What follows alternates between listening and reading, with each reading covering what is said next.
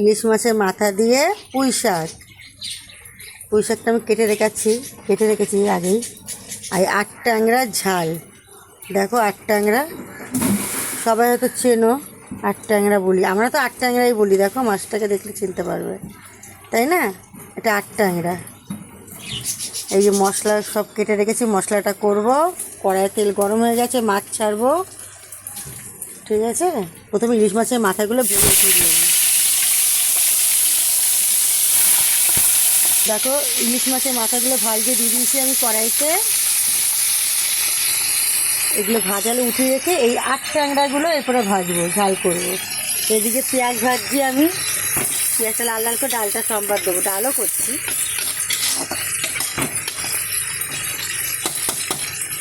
এদিকে দেখো এই যে আলু কেটে রেখেছি, 8 ট্যাংরা ঝাল করব।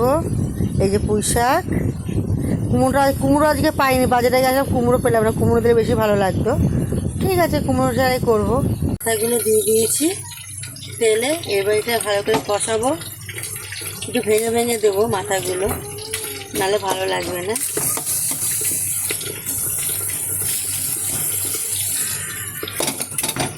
দেখো চেষ্টা করছি একটু ছোটো ছোটো কিছু তোমাদের সাথে শেয়ার করার।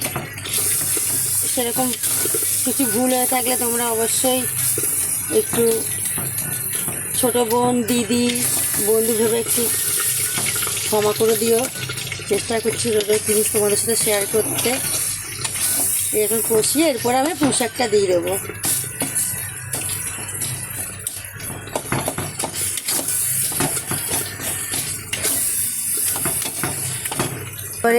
এবার এই পুঁই শাকগুলো আমি দিয়ে দেবো।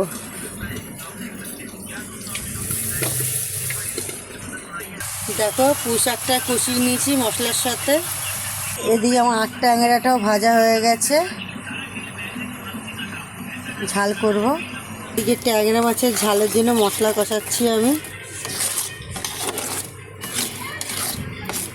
আজ বাজারে ধনে পাতা পাইনি, ধনে পাতা দিলে আর একটু সুন্দর গন্ধ বেরোতো, সেন্ট বেরোতো, ভালো লাগতো।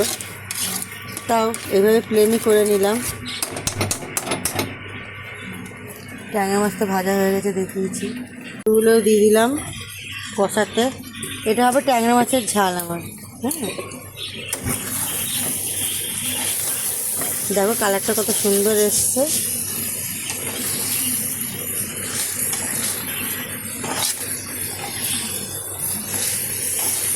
পুঁই শাকটা হচ্ছে কিন্তু, ঠিক আছে, পুঁই শাকটা কেন হয়নি, হচ্ছে। পুঁই শাকটা নাড়িয়ে দিই আমি।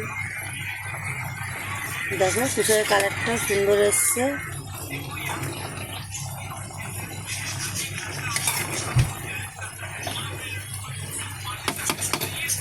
এবার দেখো কষানো হয়ে গেছে, আমি একটু জল দিয়ে দিলাম, ওটা সেদ্ধ হয়ে আসবে আলুটা।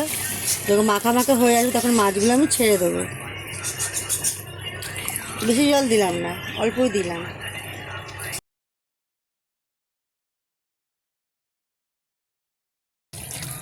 দেখো এদিকে পুঁই শাকটা আমার রেডি। আমি একটু চিনি ফেলে দিলাম।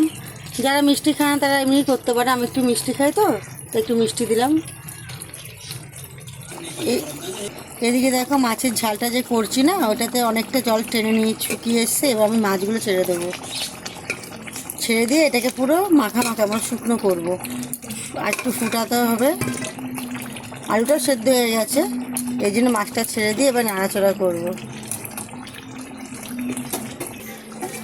এবার নাড়াচাড়া করবো।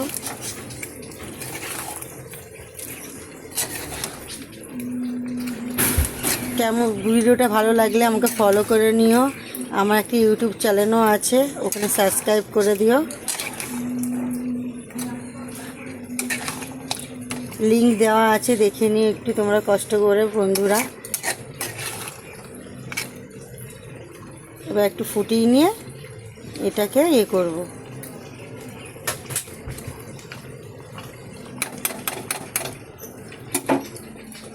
দেখো আমার মাছ রেডি। কেমন লাগলো একটু অবশ্যই কমেন্টে জানিও। এদিকে আমার পুঁই শাকও রেডি, ইলিশ মাছের মাথা দিয়ে।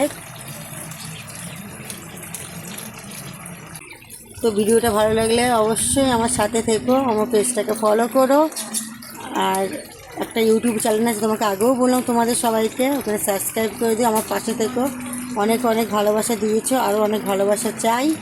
আমার সাথে সাথে থেকো, দোয়া করো। Tata, bye bye.